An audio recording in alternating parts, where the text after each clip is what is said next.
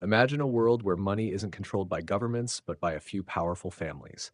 A world where decisions made in secret boardrooms can crash economies, fund wars, and shape the future of nations. This isn't fiction, it's our reality. Today, we expose the truth behind the secret banking families that control the Federal Reserve and the world. Who are they? How much power do they really have? And most importantly, how does it affect you? For centuries, elite banking families have dictated the flow of global wealth. The Rothschilds, Rockefellers, Morgans, and Warburgs. These names are whispered in the shadows of finance. They helped establish central banks, fund wars, and even influence governments.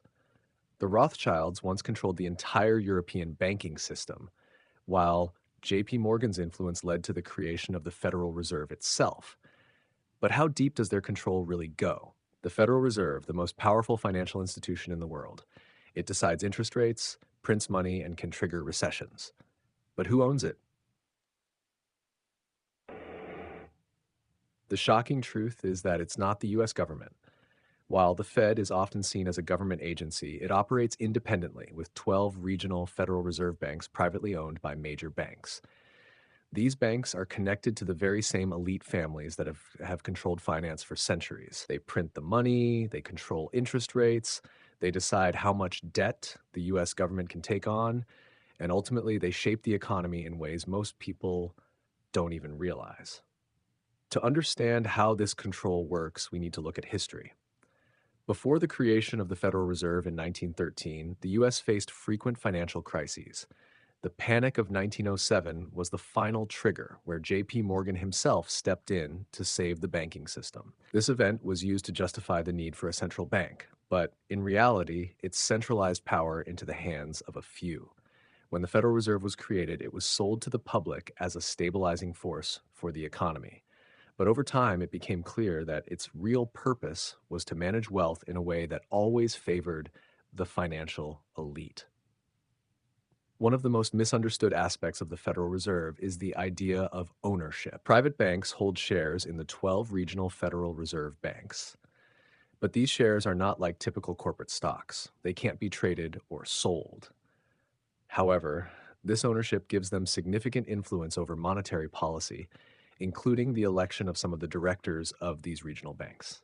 This means the people setting interest rates and deciding the fate of the economy are not elected officials working for the people, but representatives of the banking system itself.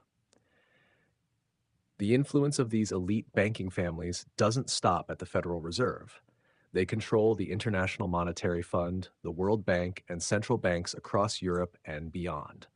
The same families that shaped the modern banking system also influenced global financial institutions. This control allows them to manipulate markets, fund corporate takeovers, and even drive nations into debt.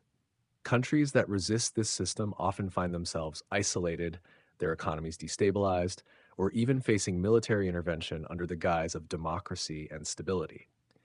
A key example of this power was seen in the 2008 financial crisis.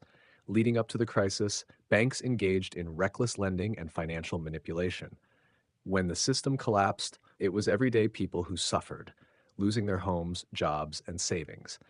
But the banking elite? They were bailed out by the very governments that supposedly regulate them. The Federal Reserve and U.S. Treasury printed trillions of dollars to save major banks while millions of Americans fell into poverty. The wealth gap widened, and the financial elite emerged more powerful than ever. Many people believe that these banking families are part of a larger global conspiracy, a hidden force controlling world events from behind the scenes. Whether or not you believe in these theories, one thing is undeniable. The financial system is structured in a way that benefits the elite at the expense of the ordinary person. From inflation that eats away at savings to market crashes that wipe out retirement funds, the system is designed to keep wealth in the hands of the few. This is why understanding how money and power work is so important. The Federal Reserve is not just a bank, it's a tool for control. The secret banking families that influence it have shaped history, and they continue to shape our present and future. Their power comes not from political office, but from controlling the very thing that makes the world run: money. So what can we do? The first step is awareness. Understanding the system is the key to resisting it. The more people question the way money is controlled, the harder it becomes for those in power to operate in secrecy. The financial elite thrive in the shadows, but the truth always has a way of coming to light.